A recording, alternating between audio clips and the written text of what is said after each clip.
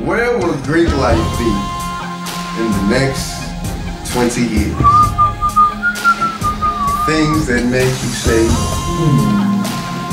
Hey, I think everybody should go around and just You say one word. One word. yeah, we'll go back and explain it. This could be a pretty good conversation. Okay. So, One word. One word? One word. Okay. Greek life in 20 years. Commercial. man. Rejuvenated. What? Struggling. Fire!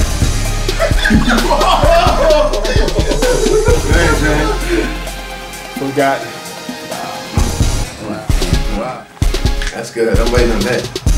But yeah, like I said, I think Greek life will be real commercial.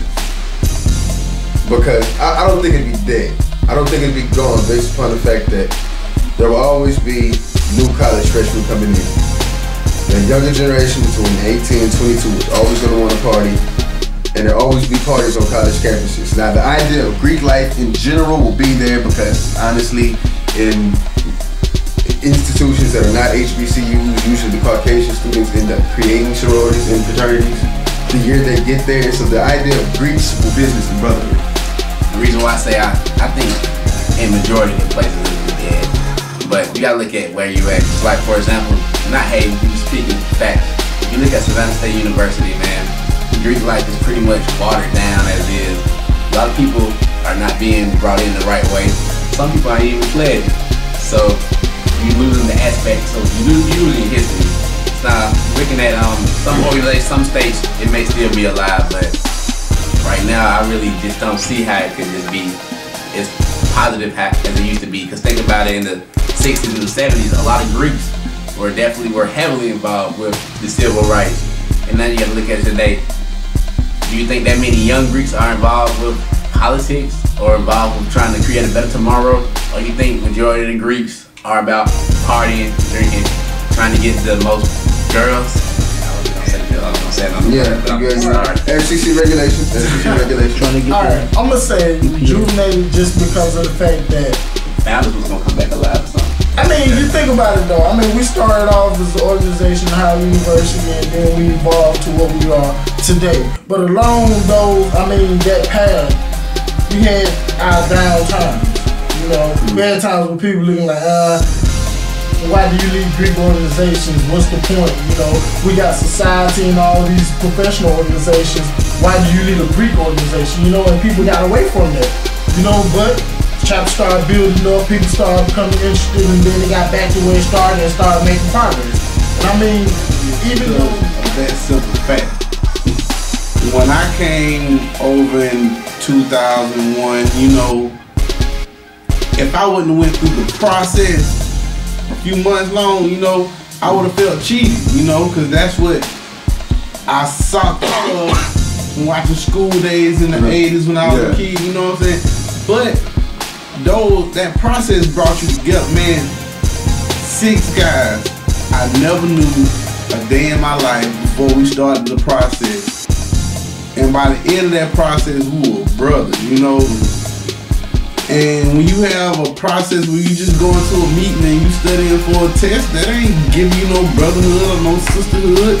So when they come over in the organization, well, we would keep things in the house. They put their business up there. Organization. I work to get into the organization, and I work afterwards while I'm in the organization and continue on after I graduate.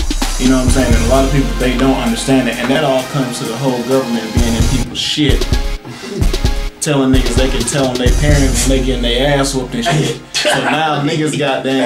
Hey, I'm sorry, I just had to. that's my thing. FCC regulations. FCC regulations. First of all, FCC does not regulate the internet.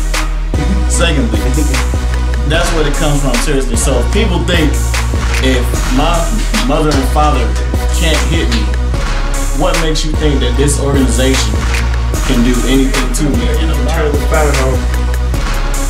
As you say, getting farther away from the roots, it's just dissipating.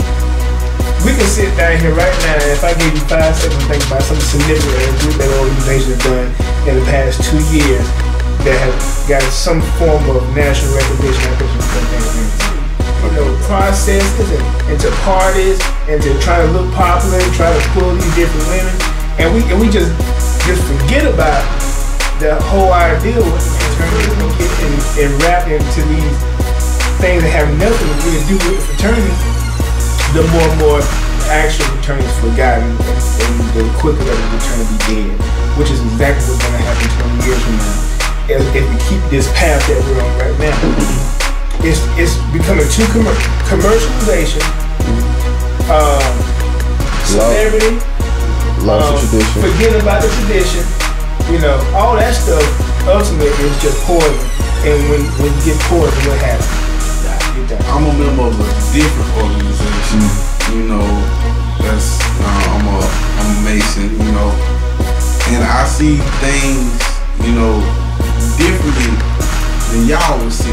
Yeah, well, that's Masonry. When it comes to an organization and what you do, we do a lot of things for the community, especially with us, Phi Beta Sigma, with the Sigma Beta Club. You know, we do a lot of good, but we could do better, you know.